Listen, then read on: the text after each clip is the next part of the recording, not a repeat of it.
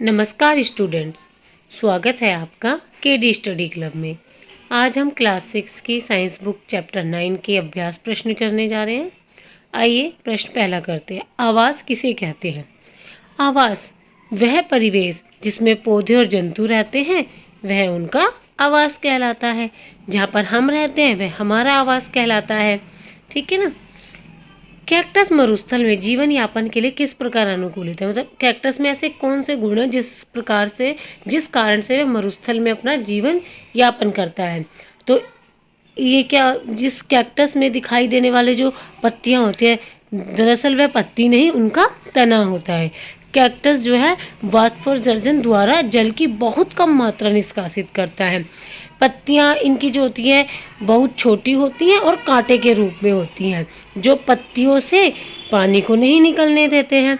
इन पौधों में प्रकाश संश्लेषण की क्रिया भी तने द्वारा होती है और तना एक मोटी परत से ढका होता है। ऊपर से मोमी सी उसमें परत चढ़ी होती है, जिसके कारण उसमें से पानी कम निकलता है और वह वहाँ पर सरवाइव कर लेता है। कैक्टस की जड़ें जल अवशोषण के लिए मिट्टी में बहुत गहराई तक चली जाती हैं। प्रश्न 3 रिक्त स्थान करते हैं। अब हम पहला है, पौधे एवं जंतुओं में पाए जाने वाले विशिष्ट लक्षण जो उन्हें आवास विशेष में रहने योग्य बनाता है, डैश कहलाता है। क्या कहलाता है? अनुकूलन। मतलब हम किसी चीज के लिए अनुकूलित हो जाते हैं, जैसे कि प्रश्न 2 में कहा गया है। ख, स्थल पर पाए जाने वाले पौधों एवं जंतुओं के आवास को स्थलीय आवास कहते हैं। वे आवास जिनमें जल में रहने वाले पौधे एवं जंतु रहते हैं जलीय आवास कहलाते हैं। मृदा, जल एवं वायु किसी आवास के अजीव घटक है। हमारे परिवेश में होने वाले परिवर्तन जिनके प्रति हम अनुक्रिया करते हैं उद्दीपन कहलाते हैं। निम्नलिखित सूची में कौन सी निर्जीव वस्तुएं हैं? अब देखो, हल, छत्रक, सिलाई मशीन, रेडियो, नाव, जलकुंभी, केचुआ। इनमें से निर्जीव कौन सी है? हल निर्जीव है, सिलाई मशीन निर्जीव है, रेडियो और नाव, ये सारी चीज़ें निर्जीव हैं जिनमें कि कोई जान नहीं है। किसी ऐसी निर्जीव वस्तु का उदाहरण दीजिए जिसमें सजीवों के 2 लक्षण दिखाई देते हैं। हम उदाहरण के तौर पे कार ले सकते हैं। कार में गति है, यानी कि कार चलती है, एक जगह से दूसरी जगह चली जाती है और उसमें उत्सर्जन भी होता है। प्रश्न 6, निम्न में से कौन सी निर्जीव वस्तुएं किसी समय सजीव का अंश थी? मक्खन। मक्खन किसी सजीव का अंश थी? हाँ, बिल्कुल थी। गाय भैंस के अंदर था ना चमड़ा, चमड़ा भी किसी, उसका शरीर का वो स्किन होती है, उसी को तो चमड़ा कहते हैं। मृदा नहीं, मृदा तो निर्जीव हो गई, सजीव नहीं है। ऊन, हाँ ऊन आ सकती है उसमें निर्जीव वस्तु, जो मतलब मृदा तो किसी सजीव के अंदर नहीं थी ना, तो ऊन थी किसके? भेड़ के अंदर। बिजली का बल्ब नहीं। खाद्य तेल, हाँ खाद्य तेल हो सकता है, मछली से भी बनता है और पेड़ पौधे, और पेड़ पौधे भी हमारे सजीव में आते हैं। नमक नहीं, नमक नहीं आएगा हमारा।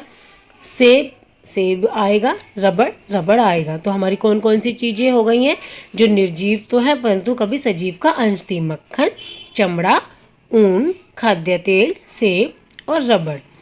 प्रश्न 7, सजीवों के विशिष्ट लक्षण सूचीबद्ध कीजिए। मतलब सजीव में क्या क्या लक्षण होते हैं? सजीव जो है सांस लेते हैं, ये वृद्धि करते हैं, इन्हें भोजन की आवश्यकता होती है, इन्हें उद्दीपन के प्रति ये अनुक्रिया भी करते हैं, उत्सर्जन करते हैं, इनों में गति होती है और ये प्रजनन की क्रिया भी करते हैं। प्रश्न 8, घास के मैदानी क्षेत्रों में रहने वाले जंतुओं को अपना अस्तित्व बनाए रखने के लिए तीव्र गति क्यों आवश्यक है? संकेत, घास स्थल आवासों में छिपने के लिए वृक्षों की संख्या बहुत कम होती है। अब जैसे कि मैदानों में जंतुओं के छिपने के लिए वृक्षों की संख्या बहुत कम आती है ना, मतलब और कम होती है। चीता हिरन को खाता है और वह बचने के लिए उसमें कैसे, जो उसकी संरचना होती है कुछ इस तरीके से होती है कि वह घास के मैदानों में अपने आप को छिपा लेता है, वो दूर से दिखाई नहीं देगा। हिरन चीते से तेज भागता है।